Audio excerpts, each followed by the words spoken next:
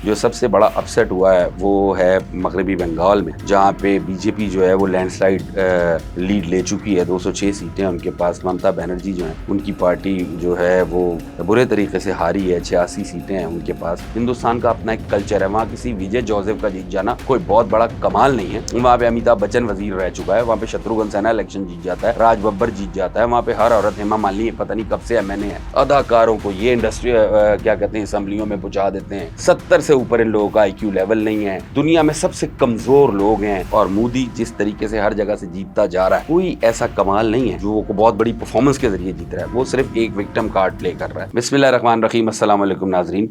بھارت کے اندر ریاستی اسمبلیوں کے انتخابات جاری ہیں۔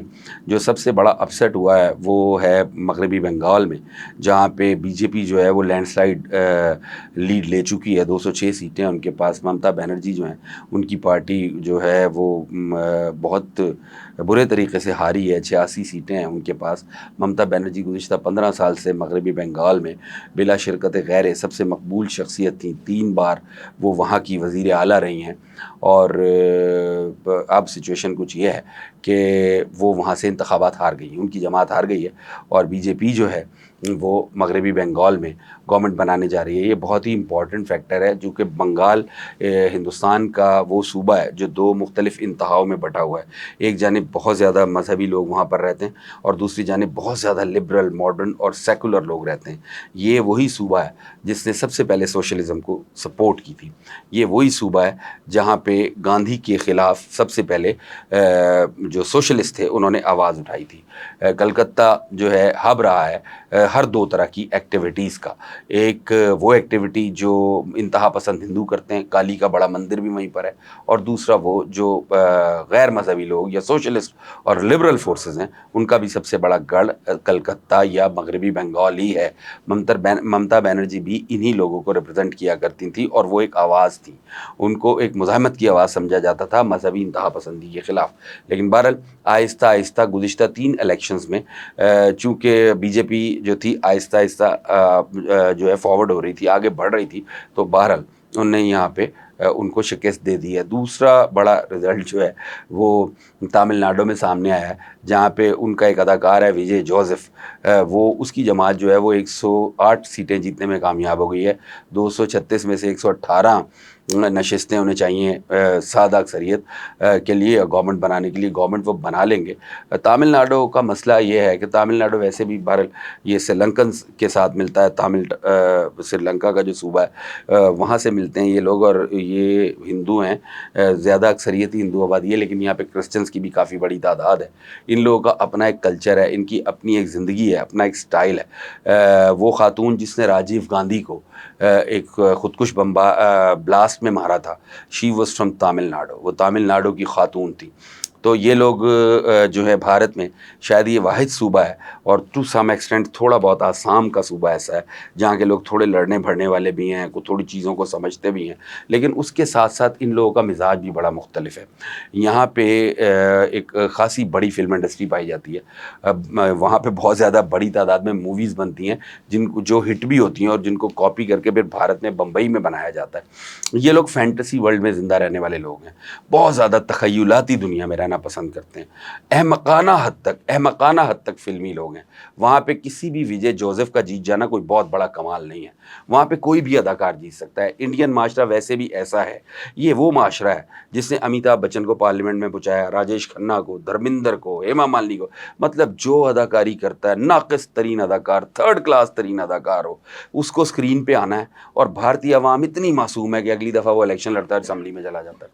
پاکستان کے اندر آپ سیاسی شعور کا یہ عالم ہے، آپ تصور کریں کتنا بڑا فرق ہے۔ کمپیریزن کرنا نہیں چاہیے، ہم صرف انڈیا کی بات کر رہے ہیں، لیکن حالت یہ ہے کہ 1985 کے الیکشن میں قوی خان نے الیکشن لڑا تھا لاہور سے، گلبرگ سے بری طریقے سے ہارے تھے، آزاد الیکشنز تھے، نان پارٹی الیکشن تھے، ضمانت ضبط ہو گئی تھی ان کی، حالانکہ قوی خان بھارتی اداکاروں سے 10 گنا بہتر اداکار تھا، سیاسی شعور بھی رکھتا تھا۔ لیکن بہرحال ہندوستان کا اپنا ایک کلچر ہے، وہاں کسی وجے جوزف کا جیت جانا کوئی بہت بڑا کمال نہیں ہے۔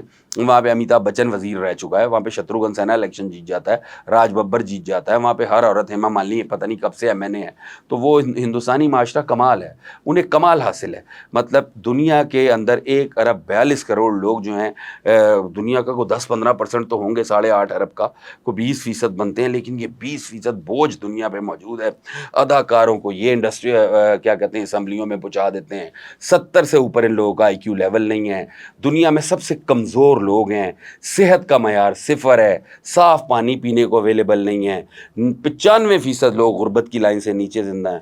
اس کے باوجود امیتابھ بچن پارلیمنٹ میں چلا جاتا ہے, شتروگھن سنہا MNA بن جاتا ہے, وجے جوزف وزیر اعلیٰ بن جاتا ہے, ممتا بنرجی ہار جاتی ہے. دس از انڈیا فار یو. یہ بھارت ہے, پوری دنیا میں کہیں ایسا نہیں ہوتا. اس کے بعد آسام کا جو الیکشن ہے وہاں بھی BJP جیتی ہے, جیت رہی ہے بہتر پوزیشن میں. اور آسام ایک امپورٹنٹ صوبہ ہے, بارڈر لائن بھی ہے, اور ویسے بھی باقی انڈیا سے مختلف صوبہ ہے, ایک پراپر پتہ لگتا ہے کہ ایک جگہ ہے. وہاں پہ BJP کا جیتنا کافی حیران کن ہے, چونکہ وہاں کے لوگ کافی سینسیبل ہیں. باقی جگہوں پہ تو آپ کچھ بھی کہہ سکتے ہیں, لیکن بہرحال بنگال اور آسام دونوں جگہ ایسی ہیں جہاں BJP کا جیتنا, اس کا مطلب یہ ہے کہ کچھ سینسیبل لوگ بھی ان کو سپورٹ کرتے ہیں. اور پونڈیچری میں بھی جیت گئی ہے BJP, وہ تقریباً 33 نشستیں ٹوٹل ہیں, اس میں سے 17 والا یا 18 والا گورنمنٹ بناتا ہے, تو وہ 18 سیٹیں پہلے جیت گئے. تو جو 5 ریاستی اسمبلیوں کے الیکشنز ہوئے ہیں اس میں BJP اسالٹ کر رہی ہے, جیتتی نظر آ رہی ہے. اور کسی نے یہ کہا تھا جب نریندر مودی تیسری مرتبہ الیکشن جیتے تھے کہ یہ ابھی 2 مرتبہ اور الیکشن جیتیں گے, تو لگتا تو یہی ہے کہ نریندر مودی جو موجودہ صورتحال ہے آہستہ آہستہ یہ ایک تو یونیفائڈ اسٹیٹ بننے جا رہا ہے انڈیا.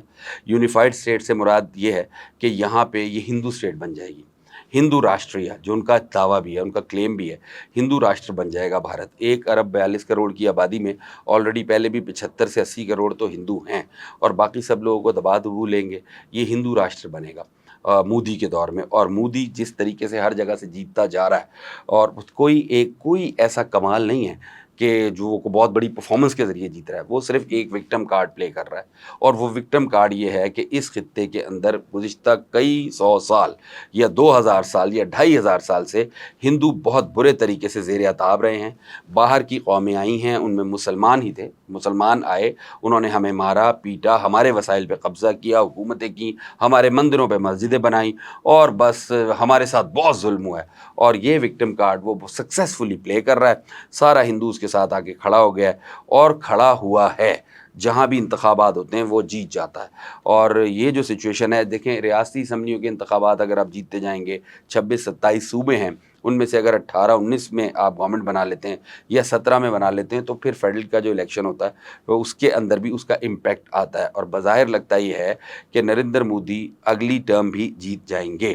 اور اب یہ بھارت کے لوگوں کو بھی سوچنے کی ضرورت ہے, جب کبھی ان کی نریندر مودی سے جان چھوٹے تو بھارت کے اندر بھی اس قسم کی لیجسلیشن کی ضرورت ہے کہ کوئی خاص قسم کا کارڈ پلے کر کے ایک شخص مستقل پاور میں نہ آتا رہے. دیکھیں دنیا کی سب سے بڑی جمہوریت, دنیا کی سب سے بڑی ڈیموکریسی, 15 سال یہ بندہ بنگال کا وزیر اعلیٰ رہا, 15واں سال ہے اس کا, مطلب تیسری ٹرم ہے بینگ پرائم منسٹر دلی میں.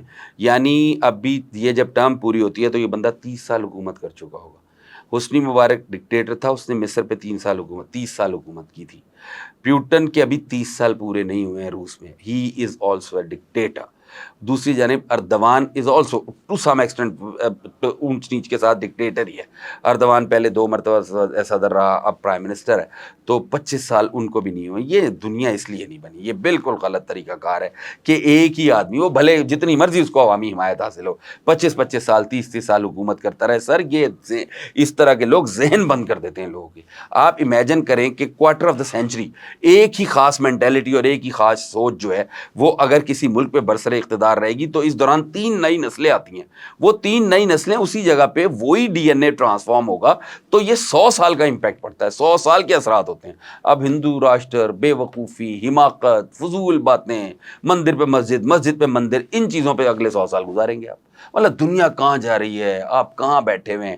تو یہ بھارت میں بھی لیجسلیٹرز کو بھی سوچنا پڑے گا اور عوام کو بھی سوچنا پڑے گا, کیونکہ ایسی قانون سازی ہونی چاہیے کہ کوئی اس قسم کا آدمی جو وکٹم کارڈ پلے کر کے مستقل الیکشن جیتتا رہے, وہ آپ کے معاشرے پہ کیا اثرات ڈال سکتا ہے.